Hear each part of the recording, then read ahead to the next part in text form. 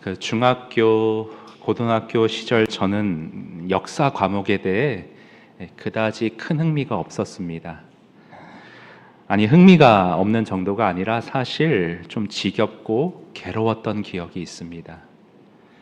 왜냐하면 예를 들어 제2차 세계대전 1939년 이런 식으로 끊임없이 역사적 사건이나 관련 연도를 기계적으로 외워야만 하는 그 재미없고 괴로운 암기 과목이 바로 국사이고 세계사라는 생각을 가지고 있었기 때문입니다. 근데 그에 반해서 제가 개인적으로 국어나 문학 시간은 참 좋아했습니다. 시간 가는 줄 몰랐어요. 시를 읽으면서 사춘기 때 여러 내면적인 불만과 긴장들이 쌓여 있는 게 시를 읽으면서 내 마음이 정화되는 걸 느끼기도 하고요. 소설 속에 등장하는 인물들의 그 하는 말이나 행동을 통해서 사람의 심리가 이러하구나, 나 자신을 거기에 투영시켜서 나 자신도 더욱 깊이 이해할 수 있게 되는 그러한 재미가 소설 속에 있는 것을 경험했습니다.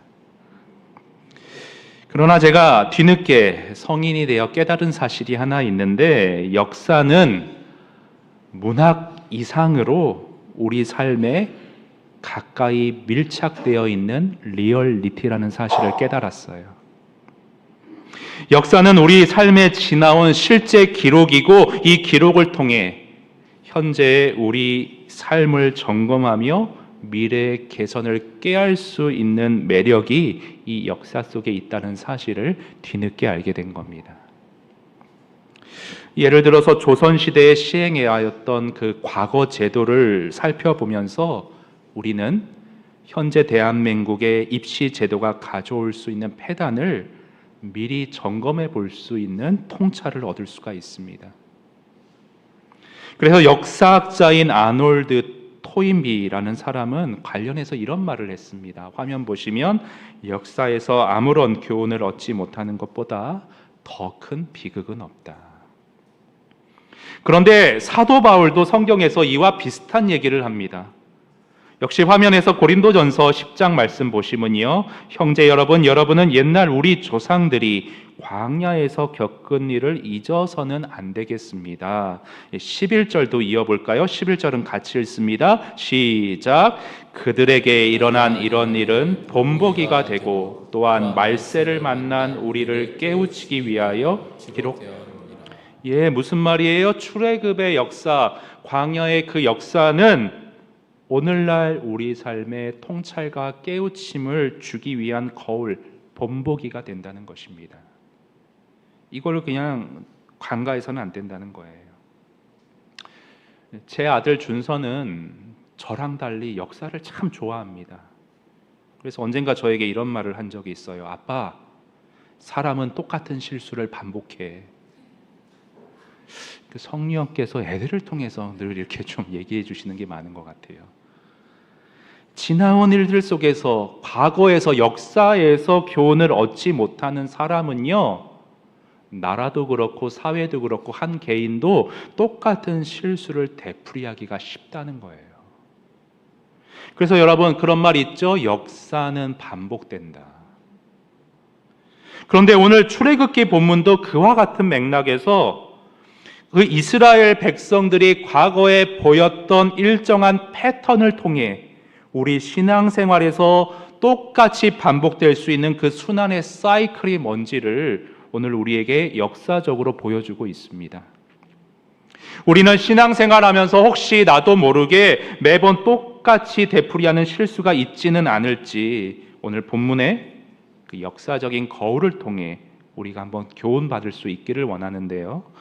여러분, 제일 먼저 오늘 우리가 출애굽기 본문을 통해 볼 수 있는 신앙의 사이클, 그 첫 번째 단계는 무엇이냐? 화면에 하나님 우리에게 베푸시는 은혜와 돌봄을 통해 우리가 그 하나님을 찬송하고 선하신 하나님을 즐거워하는 단계가 우리 생활 가운데, 우리 신앙생활 가운데 일반적으로 먼저 경험되곤 하는 것이 보통입니다.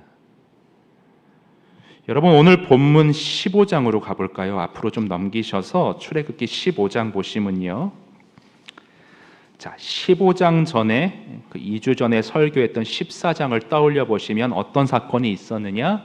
누구나 다 아는 홍해 바다가 갈라진 사건이 14장에 기록되어 있습니다. 정말 기적적으로 바다를 갈라서 이스라엘을 구원하신, 위기에서 건지신 하나님의 놀라움과 은혜를 백성들이 경험하고서 그 하나님을 노래하고 찬송하는 모습을 오늘 15장에서 보여주고 있습니다. 몇 개만 보면요, 여러분 15장 1절 보세요. 이때 모세와 이스라엘 자손이 이 노래로 여호와께 노래하니 일러스되 내가 여호와를 찬송하리니 그는 높고 영화로우심이요 말과 그 탐배를 바다에 던지셨음이로다. 자, 여기 노래라는 단어가 지금 2번이 반복이 되고 그 뒤에 찬송이라는 단어도 15장에 많이 나오는 것을 확인해 볼 수가 있습니다.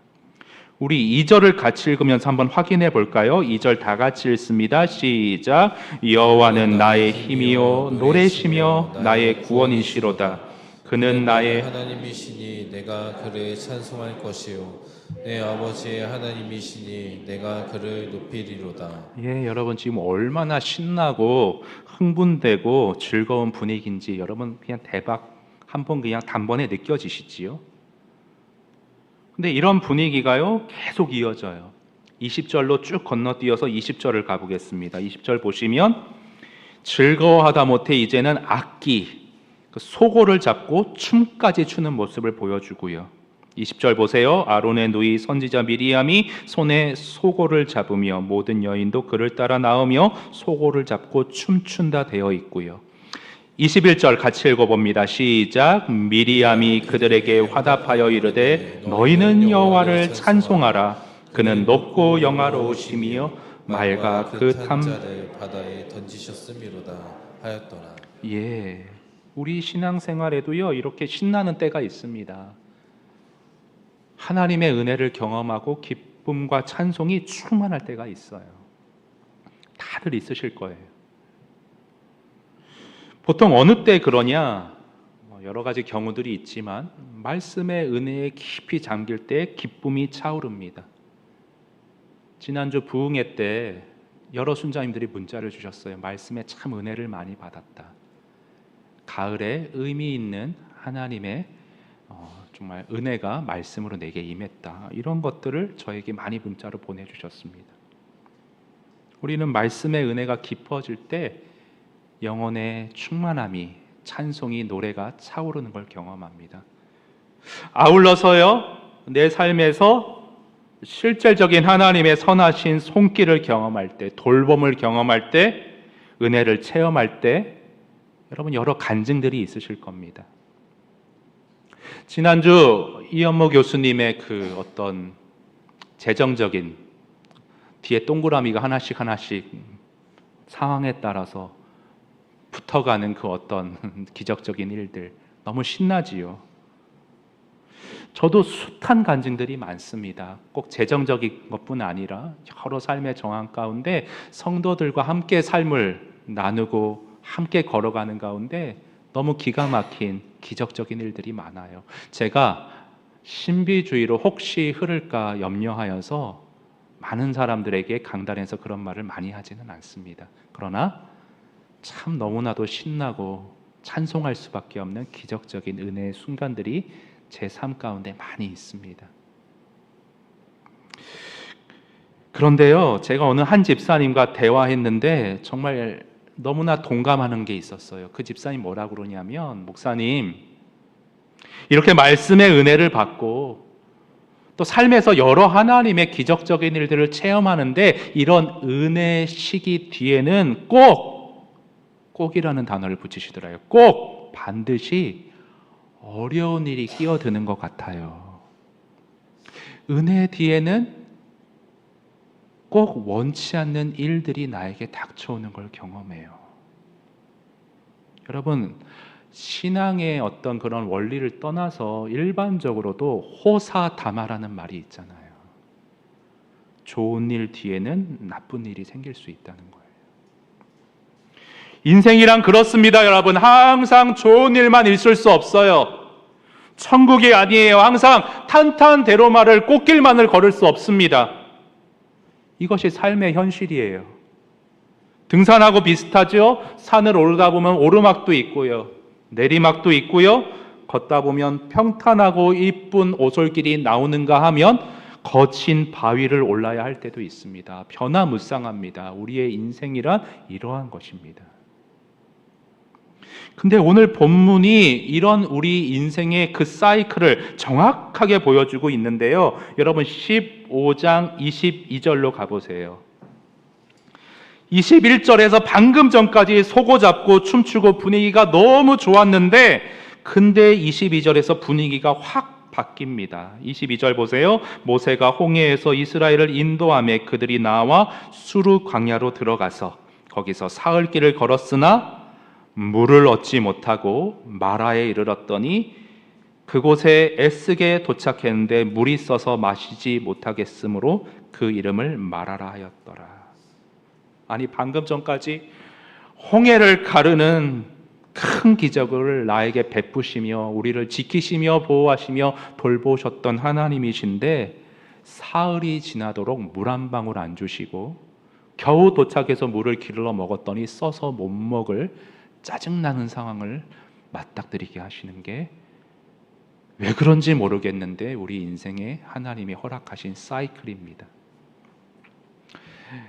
그 영어 성경 중에 헬라어 원어를 가장 가깝게 번역했다고, 좀 딱딱하지만 정확하게 번역했다고 평가받는 NASB라는 성경이 있는데 그 영어 성경을 보면 참 재미있어요. 화면에 갖고 와 봤는데 우리 22절 성경에는 모세가 바로 이렇게 나오는데 영어 성경 NISB에는 모세 앞에 접속사가 하나 붙어 있습니다. 무슨 접속사죠? then이라고 돼 있죠. 해석하면 그 다음에, 그 다음 단계에 찬송과 즐거움에 사로잡힌 뒤에 그 다음 단계에는 마라의 쓴물, 인생의 쓴맛을 경험하는 때를 마주하게 되는 게 우리 인생의 사이클, 신앙생활의 사이클이라는 것을 단계별로 더 부각시키기 위해 접속사로 성경이 강조를 해주고 있습니다. 16장으로 넘어가면 16장 1절도 마찬가지예요. 똑같은 사이클이 나옵니다. 이스라엘 자손의 온 회중이 16장 1절입니다. 엘림에서 떠나 엘림과 시내산 사이에 있는 신광야에 이르니 애굽에서 나온 후 둘째 달 15일이라. 자, 홍해를 지나 지금 홍해를 기적적으로 건너서 곧바로 적과 꿀이 흐르는 가나안으로 인도되는 게 아니라 어디로 하나님이 인도하셨대요? 1절 보니까 신광야. 비옥한 땅이 아니라 거칠고 메마른 광야로 인도하셨대요. 그 다음 단계로. 역시 영어 성경으로 보면 똑같은 전치사가 쓰여요. 16장 1절을 영어로 화면에서 보시면 then이라는 단어가 쓰입니다. 그 다음에 찬송과 즐거움의 그 다음 단계는 뭐냐? 신앙생활의 2단계는 화면 보시면 고난과 어려움의 단계를 우리가 반드시 거치게 된다는 것이 우리 인생을 향한 성경의 가르침입니다. 그리고 그 고난과 어려움의 단계를 거쳐가면서 우리 삶에서, 우리 안에서 나오게 되는 그 다음 단계는 무엇이냐 하면 신앙생활의 3단계 볼게요. 고난과 어려움 뒤에 이어지는 단계는 불평과 원망의 단계로 자연스레 우리가 들어서게 된다는 겁니다. 여러분 16장, 성경 16장 2절을 보세요. 이스라엘 자손 온 회중이 거칠고 힘든 그 광야에서 모세와 아론을 어떻게 하여? 원망하여. 근데 여러분 여기서 백성들의 원망이 한순간에 그냥 짜증 정도가 아니라 이 원망이 얼마나 심각한 죄인지를 모세가 지적을 해주고 있는데요. 16장 8절 뒷부분 보세요. 16장 8절 뒷부분 보시면 너희의 원망은 찾으셨나요? 예, 너희의 원망은 우리를 향하여 함이 아니요 너희의 원망은 우리에게 향하여 불평함이 아니요 누구를 향하여 함이로다? 여호와를 향하여 함이로다. 9절도 뒷부분 보세요. 9절 뒷부분 보시면 여호와께서 너희의 원망함을 들으셨다고 나와 있습니다. 자, 하나님께서 들으시는 이 원망의 강도가 어느 정도였냐 하면 여러분 17장 좀 왔다 갔다 할 텐데 17장 7절 한번 가보세요. 성경 이렇게 자세히 보는 게 이 소리가 너무 좋죠? 17장 7절 한번 가보세요. 우리 한번 7절 다 같이 읽습니다. 시작. 그가 그곳 이름을 마사 또는 무리바라 불렀으니 이는 이스라엘 자손이 다투었으며 또는 그들이 여호와를 시험하여 이르기를 여호와께서 우리 중에 계신가 안 계신가 하였음이더라. 예, 여호와께서 계신가 안 계신가 하였음이라. 신앙에서 실족한 정도가 아니라 완전히 하나님을 부인하고 이런 하나님이 어디 있어? 방금 전까지 찬송하다가 그 단계로 접어들 수 있는 게 연약한 인간이라는 것을 적나라하게 지적하고 있습니다. 그래서 우리가 이스라엘 백성들만 연약한 게 아니라 우리도 마찬가지예요. 삶이 힘들어지고 건강에 이상 신호가 오고 어떤 문제에 닥치게 되면 우리의 신앙이 흔들릴 수 있어요. 뿌리째. 이런 심각한 제약 속에 우리가 똑같이 빠져들지 않기 위해서 우리가 신앙생활에서 일반적으로 일정하게 반복되는 이 사이클을 우리가 좀 유심히 오늘 성경에서 관찰하면서 여기서부터 교훈을 얻어 이를 좀 죄악에 빠지는 늪으로 빠지게 되는 것을 좀 방지할 수 있는 지혜가 우리에게 좀 있어야 할 텐데요. 그래서 신앙생활의 사이클을 묵상하면서 우리가 얻을 수 있는 교훈 그 첫 번째는 무엇이냐? 우리 화면 보시고 한번 같이 한번 읽어보겠습니다. 첫 번째 교훈 시작. 불평과 원망의 늪에 빠지지 않기 위해서는 우리 삶의 고난을 허락하신 이유와 우리 삶을 관할하는 주님의 섭리를 알아야 한다. 여러분 여기 뒤에 말부터 좀 긴데 뒤에 말부터 좀 보겠습니다. 우리 삶을 관할하시는 주님의 섭리를 알아야 한다. 이게 무슨 말인가? 여러분 오늘 본문을 좀 자세히 보시면요. 하나님이 무슨 이유 때문인지는 모르겠으나 이스라엘을 홍해를 건넌 뒤에 좋은 분위기 속에서 지금 마라의 쓴물로 광야로 인도를 하세요. 근데 놓치지 말고 우리가 봐야 될 게 뭐냐면 그렇게 이상하게 인도를 하시는데 하나님의 당신의 백성들을 그냥 그 자리에서 목말라 죽게 하시느냐, 광야에서 메말라 죽게 하시느냐, 그런 하나님이시냐? 아니라는 거예요. 이유는 모르겠으나 광야로 인도하시지만 결코 백성들을 그냥 나락으로 떨어지도록 멸망하도록 내버려 두지 않으십니다. 본문이 그걸 말씀하세요. 여러분 15장으로 한번 다시 가볼까요? 15장으로 가셔서 24절 한번 보세요. 여러분 15장 24절. 백성이 모세에게 원망하여 이르되 우리가 무엇을 마실까 하매. 근데 하나님이 이 원망을 듣고 어떻게 하셨는가? 목말라 죽게 내버려 두셨는가? 아니고요. 25절 보세요. 모세가 여호와께 부르짖었더니 여호와께서 그에게 한 나무를 가리키시니 그가 물에 던지니 물이 달게 되었더라. 쓴물을 달게 바꾸셔서 그들을 방치하지 않고 살리시는, 인도하시는 하나님을 보여주고 있습니다. 어려움과 고난을 허락하시는 하나님이지만 하나님은 결코 저와 여러분이 죽게 내버려 두지 않으신다는 말이에요. 여러분 16장으로 또 넘어와 보세요. 계속 이것을 말하고 있어요. 3절 끝부분 보세요. 여러분 16장 3절. 너희가 이 광야로 우리를 인도하여 내어 이 회중이 줄여 죽게 하는도다. 근데 하나님이 정말 백성들을 굶어 죽게 하시는가? 아니에요. 4절 보세요. 그때 여호와께서 모세에게 이르시되 보라 내가 너희를 위하여 하늘에서 양식을 비같이 내리리니 백성이 나가서 일용할 것을 날마다 거둘 것이니라.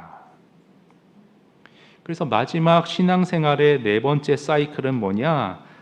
다시 처음으로 돌봄과 은혜의 처음 단계로 되돌아오는 것이 우리 인생의 신앙의 사이클입니다.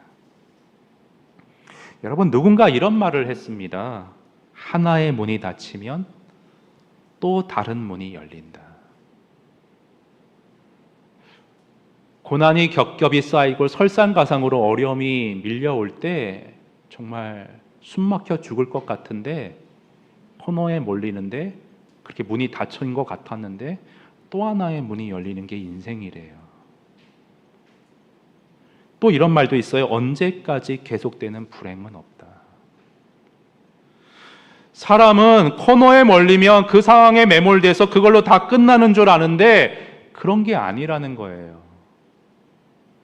신앙이 없는 일반적으로 삶을 고찰하는, 성찰하는 사람들도 이런 통찰을 가지고 있어요.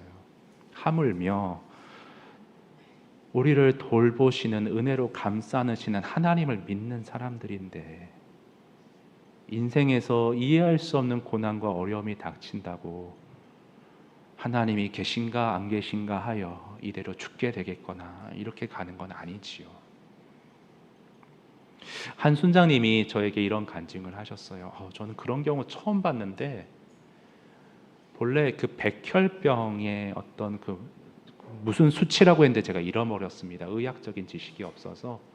어떤 수치 이상이면 백혈병이 의심돼가지고, 혈액암이 의심이 돼가지고 항암을 받고 피를 뽑고 몇 개월을 그렇게 하셨대요. 근데 차도가 없으신 거예요. 이대로 끝나나 보다. 근데 신기한 게 오래전에, 몇 년 전에 건강검진을 받았는데 그때는 그냥 못 보고 지나갔는데 그때도 똑같은 수치였던 거예요. 그러니까 계속 그 간당간당한 수치가 이어져 오면서 계속 건강하게 사셨던 거예요. 그래서 너무 의학적으로 이해가 안 돼서 그 샘플을 채취해가지고 어디 학회에 보냈다고 하더라고요.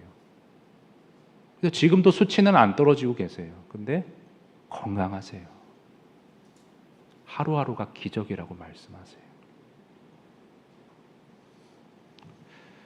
검진 결과만 봤을 땐 다 끝난 줄 알았는데 하나님은 붙잡고 계신 겁니다. 여러분, 자녀의 문제가 있습니다. 인간관계에 갈등이 생깁니다. 옆 사람과 다 나눌 수 없는 나만의 어려움이 있습니다. 그러나 기억하세요. 우리 삶의 실존은요, 그게 전부가 아니라는 거예요. 하나님이 보이지 않는 손으로 저와 여러분의 삶을 섭리하고 관할하고 계십니다. 그래서 언제까지 계속 이어지는, 끝나지 않은 불행이라는 것도 없고요, 언제까지 계속되는 행복이라는 것도 없어요. 주님 앞에 천국에 갈 때까지 이 순환과 반복되는 사이클이 있을 뿐이고, 그 가운데 하나님이 우리 삶을 붙잡고 계시다는 게 진리입니다. 그렇다면 질문이 하나 있습니다. 앞에서부터 계속 우리 마음을 어렵게 했던 것, 하나님은 대체 왜 인생의 고통의 주기와 사이클을 우리 삶에 허락하시는 걸까? 홍해바다 멋있게 건너서 곧장 가나안에 들어가면 정말 그림 같잖아요. 백성들도 계속 하나님 찬양했을 거 아니에요. 근데 도대체 뭐 때문에 홍해를 멋있게 건넌 다음에 마라로, 광야로 우리 삶을 인도하시는가? 하나님의 의도가 뭔가? 성경은 성경으로 답하라는 해석의 원리가 있는데 신명기 8장 2절 유명한 말씀이 이에 대한 답을 주고 있습니다. 우리 화면에서 함께 보겠습니다. 내 하나님 여호와께서 이 40년 동안 내게 광야길을 걷게 하신 것을 기억하라. 그 다음이 중요해요. 이는 광야길을 그렇게 걷게 하신 이유는 너를 낮추시며 너를 시험하사 내 마음이 어떠한지 그 명령을 지키는지 지키지 않는지를 알려 하심이라. 저와 여러분을 낮추셔서요, 우리가 겸손히 하나님께 가까이 다가가서 주님의 말씀을 준행하며 살도록 하기 위하여 광야길을 우리 인생의 주기 가운데 허락하신다는 것입니다. 여러분, 저는 과학적 지식이 좀 부족합니다. 그래서 처음 알았는데요, 그 둥근 보름달이요, 그 달과 태양의 거리가 가장 멀리 있을 때 보름달이 형성이 된다고 합니다. 이게 영적으로 무슨 의미가 있냐 하면 보름달처럼 우리 일의 만사가 둥글게 꽉 차고 형통할 때는 하나님과 나와의 거리가 그만큼 멀어지기가 쉽다는 거예요. 신기하게도 그래요. 모든 일이 다 평탄하면 하나님 안 찾게 되는 거예요. 그래서요, 고난은요, 우리를 하나님께로 더욱 가까이 다가가게 만드는 은혜를 가지고 있습니다. 토마스 와튼이라는 청교도는 그래서 고난만큼 우리를 하나님 가까이로 인도하는 은혜가 없다라고 했습니다. 고난만큼 우리를 하나님 가까이로 인도하는 은혜는 없다. 탕자를 떠올려 보세요. 집 나간 탕자. 언제 아버지께 돌아올 생각을 하게 됩니까? 재산 많이 갖고 즐거울 때요? 아니죠. 돼지우리에서 극심한 굶주림과 비참함을 겪었을 때 그때야 비로소 아버지 품으로 돌아가야겠다는 생각을 합니다. 노아 시대를 떠올려 보세요.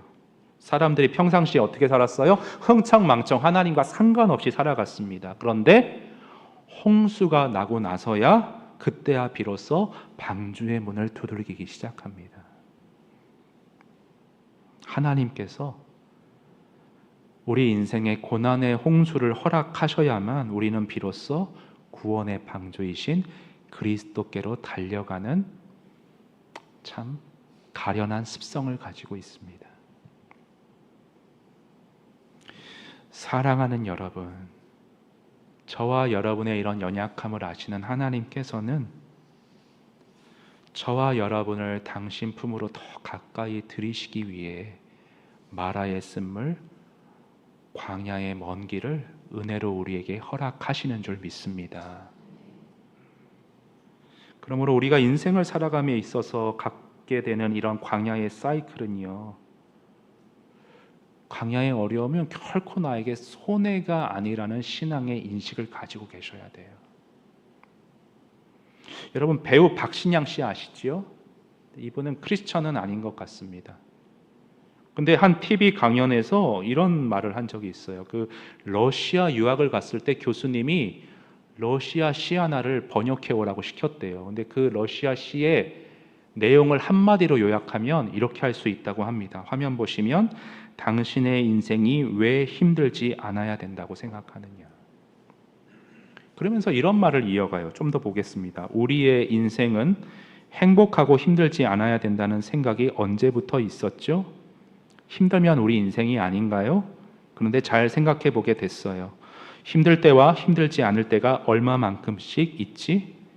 거의 50%인 것 같고요. 반반인 것 같고, 좀 더 생각해 보면 즐거울 때보다 힘들 때가 더 많은 것 같아요. 그런데 그 힘든 시간을 사랑하지 않으면 나는 나의 인생을 사랑하지 않는다는 뜻이 돼요. 힘든 시간을 사랑할 줄 아는 방법을 알게 되면 되게 좋을 것 같아요. 하나님을 믿지 않는 사람도 인생에 이러한 통찰을 가지고 현재를 살아가고 있는데, 하물며 우리 인생을 섭리하시는 하나님을 믿는 그리스도인이라고 한다면 인생의 어려운 순간을 대하는 태도가 좀 더 달라야 하지 않을까 싶습니다. 여러분, 우리 마지막 교훈 하나만 더 살펴보고 마치겠는데요. 우리가 신앙의 사이클을 묵상함으로 얻을 수 있는 교훈 두 번째는 뭐냐? 이것도 한번 같이 화면 보시고 읽어봅니다. 시작.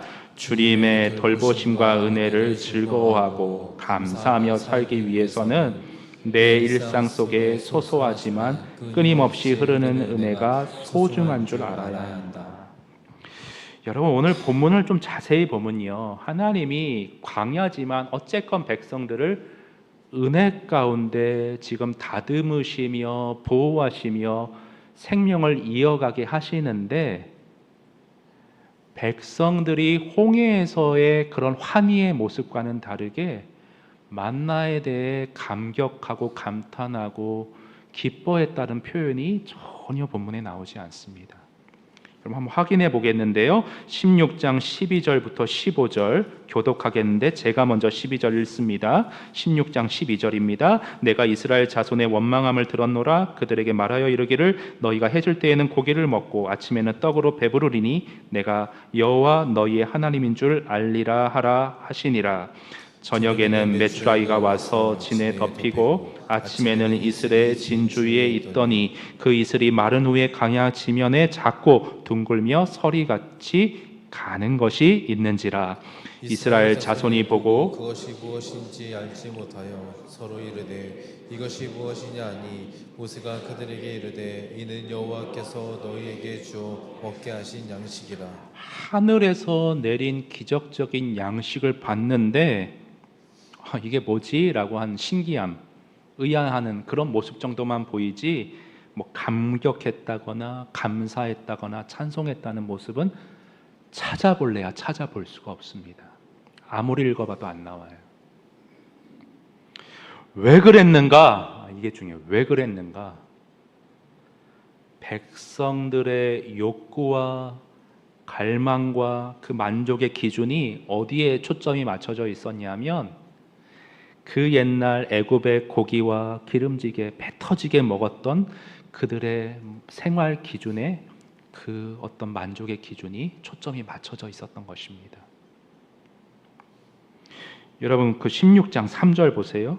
이스라엘 자손이 그들에게 이르되 우리가 애굽에서 고기 가마 곁에 앉아 있던 때와 떡을 배불리 먹던 때에 여호와의 손에 죽었더라면 좋았을 것을, 이렇게까지 말을 하잖아요.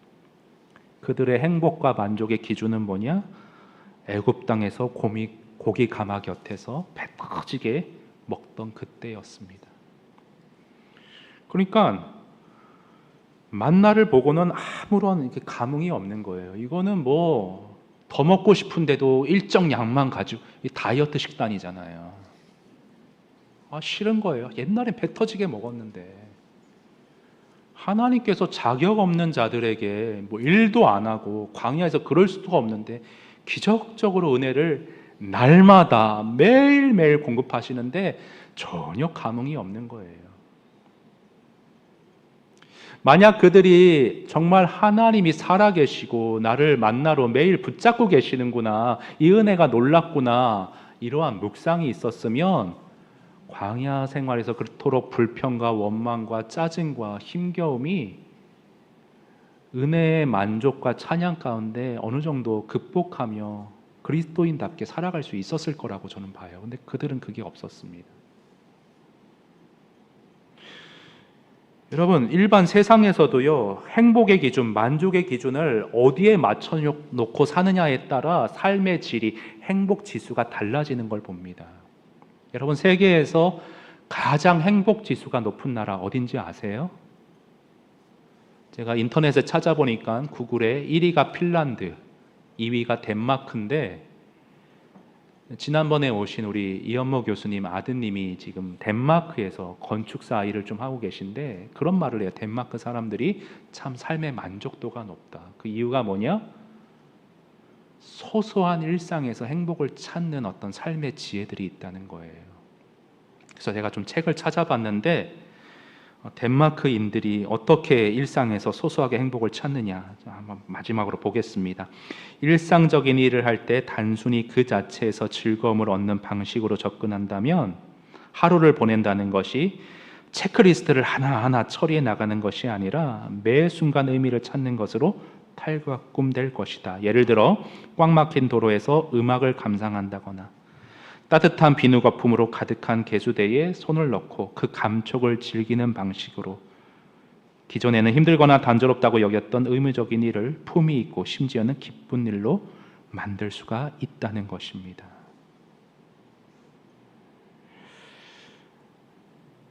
여러분, 이렇게 신앙과는 별개로 내가 손 닦는 거 하나, 그리고 차 막힌 곳에서 그 시간을 즐기고 누리는 방법 하나도 소소한 행복으로 만들어갈 수 있는 지혜를 보이고 있는데요. 여러분, 그러나 영적인 눈을 한번 떠보세요. 우리 삶에 마라의 쓴물이 있고 광야의 과정이 있는 것은 사실이지만 여러분, 하나님의 은혜가 날마다 끊임없이 나에게 내리고 있다는 사실을 여러분은 인지하고 계십니까? 비누 거품에 손 닦이는 그 감쪽 하나도 행복하다고 하는데 여러분 주변을 보세요. 저는 다른 건 모르겠고 우리 아이들이 안 아프고 건강한 게 너무 감사해요. 이렇게 좋은 성도님들과 함께 지어져 갈 수 있음이 너무 감사해요. 가을에 단풍을 주셔서 제 마음에 위로를 주시는 게 너무 하나님이 섬세하세요. 여러분 많이 힘드신 거 알아요. 버거우신 일이 있는 것도 제가 압니다. 저도 힘듭니다. 다 말은 못하지만 저도 여러 가지 일들이 있습니다. 그러나 내 삶 가운데 끊임없이 흐르고 있는 하나님의 은혜가 만나와 같이 내리고 있기에 하나님이 이 광야를 끝으로 나를 죽이시는 게 아니라 더 가까이 나를 이끌어 다시 가나안에 결국엔 들이실 거라는 믿음이 있기 때문에 그 사인이 소소한 내 일상에서의 은혜의 흔적이기 때문에 저는 오늘을 그 은혜 속에서 기쁨과 감사로 살아가기로 다시 한번 다짐해 보고자 합니다. 여러분, 오늘을 영적인 눈을 뜨셔서 주변에서 지금 나에게 주어진 하늘의 양식, 하늘의 은혜들이 무엇인가를 묵상하시고 거기서 감사하시고 거기서 힘을 얻으셔서 우리 인생에 반드시 주어지는 맞닥뜨리는 인생의 광야의 사이클을 힘겨움과 불평이 아니라 감사와 환희 가운데 주와 함께 동행함으로 은혜 가운데 통과하시는 여러분 되시기를 바랍니다. 세상 사람들도 하나님 모르는 사람들도 부분적인 통찰을 가지고 있는데 우리가 이것을 놓치고 산다면 너무 손해일 것 같습니다. 여러분 오늘 예배 마치시고 돌아가는 길에 나에게 주어진 은혜를 묵상하며 그 은혜 안에서 힘을 얻고 누구보다 행복하시는 여러분 되실 수 있기를 바랍니다. 여러분 이 시간 좀 한번 찬양하기 원하는데요. 우리가 자꾸 애굽에 기름진 것, 세상의 헛된 것들을 구하기에 갈증만 나고 채워지지 않고 불평이 쌓이는 것 같습니다. 하늘의 양식을 구하겠습니다. 주님만을 원합니다. 주님으로 만족하겠습니다. 라는 신앙의 고백으로 우리 이 찬양 주님 앞에 올려드립니다.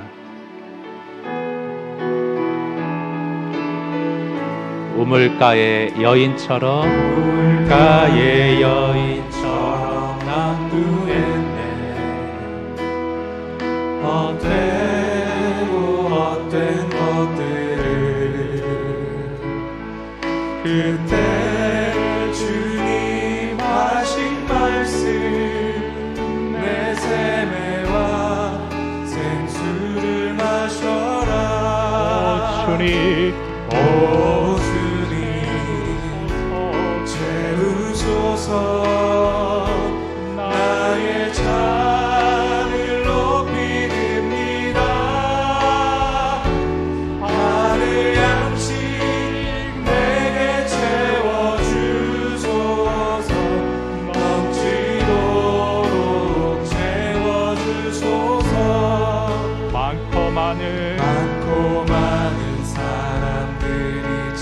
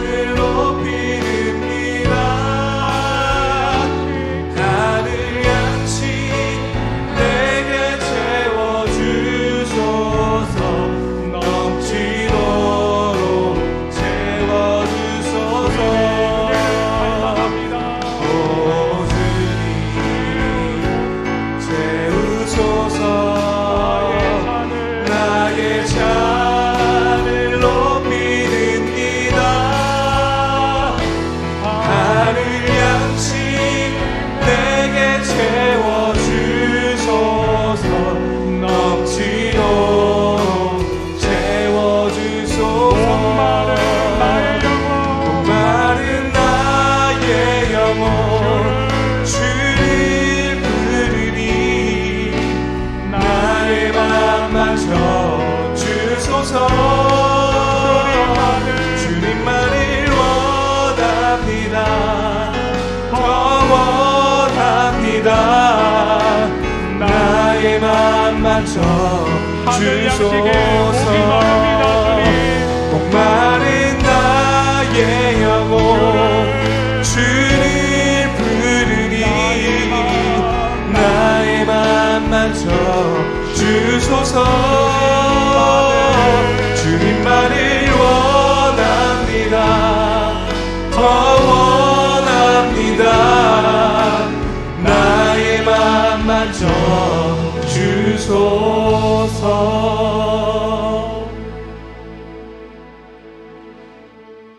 여러분, 이 시간 우리 부른 찬양과 또 들은 말씀 가지고 함께 기도하기 원하는데요.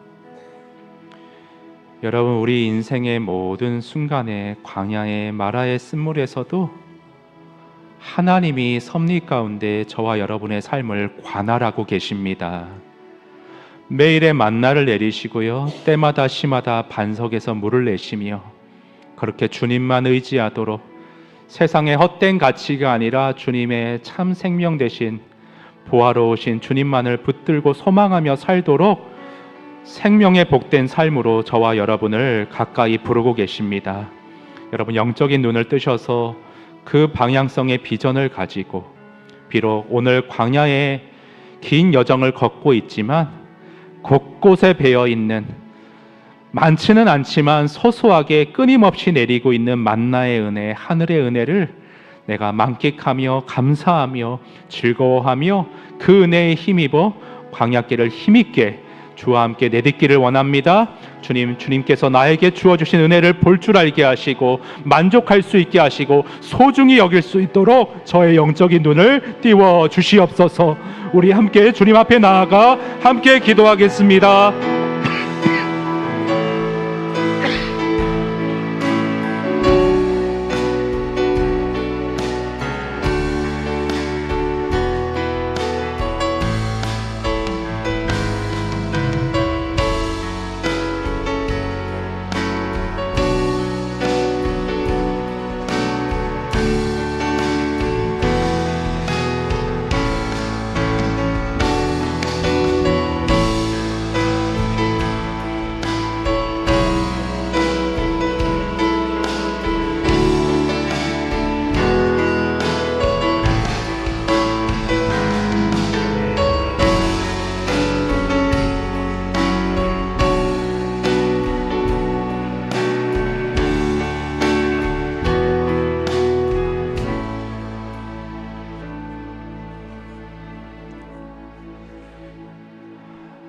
아버지 하나님, 참으로 힘겹습니다.